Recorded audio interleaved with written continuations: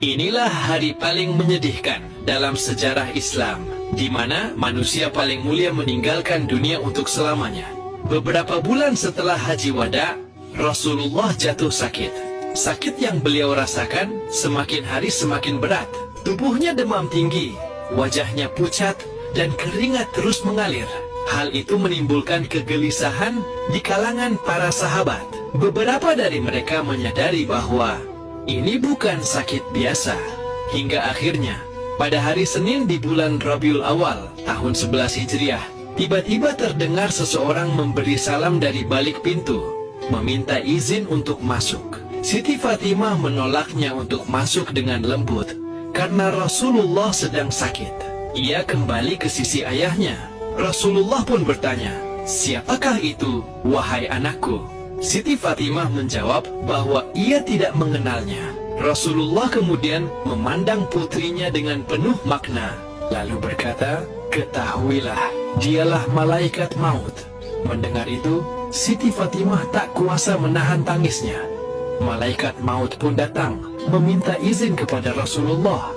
Dan di saat itu, beliau diberi pilihan antara tetap tinggal di dunia atau kembali kepada Allah. Dan Rasulullah pun memilih kembali kepada Ar-Rafiq Al-A'la, atau yang maha tinggi, yaitu Allah.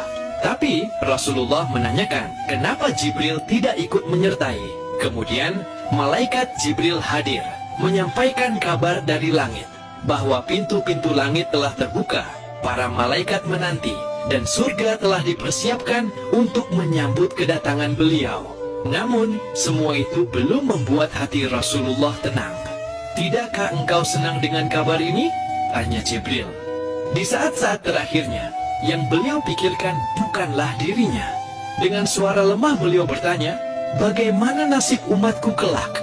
Malaikat Jibril pun menenangkan, menyampaikan kabar bahwa Allah tidak akan menyia-nyiakan umat beliau. Detik-detik terakhir semakin dekat. Malaikat Israel mulai menjalankan tugasnya.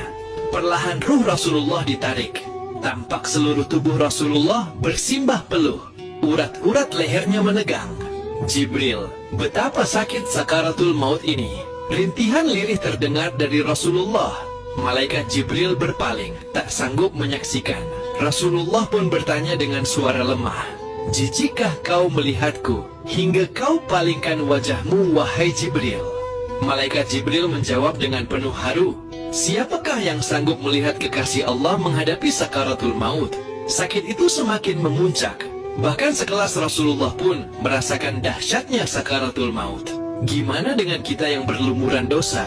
Dalam kondisi yang begitu berat, beliau masih memohon, "Ya Allah, dahsyat sekali maut ini. Timpakan saja semua siksa maut ini kepadaku. Jangan pada umatku." Badan Rasulullah mulai dingin, kaki dan dadanya sudah tak bergerak lagi. Dan saat itu, waktu perpisahan benar-benar telah tiba. Bibir Rasulullah bergetar, seakan ingin menyampaikan pesan terakhir. Suaranya begitu lirih, "Peliharalah salat dan jagalah orang-orang lemah di antara kalian." Di luar, tangis para sahabat mulai terdengar. Suasana Madinah dipenuhi duka yang mendalam. Dalam detik-detik terakhirnya, Rasulullah kembali mengingat umatnya. "Umatku, umatku, umatku." Begitu besar kecintaan Rasulullah pada umatnya yang bahkan belum pernah beliau temui. Dan kemudian, manusia paling mulia itu pun menghembuskan nafas terakhirnya. Kabar itu menyebar begitu cepat. Kota Madinah seketika diliputi kesedihan. Umar bin Khattab yang mendengarnya tak mampu menahan diri.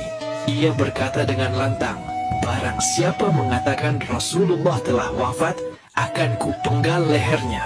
Namun kemudian, Abu Bakar datang menenangkan keadaan.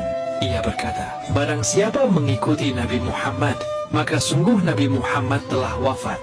Namun barang siapa menyembah Allah, maka Allah maha hidup dan tidak akan pernah mati."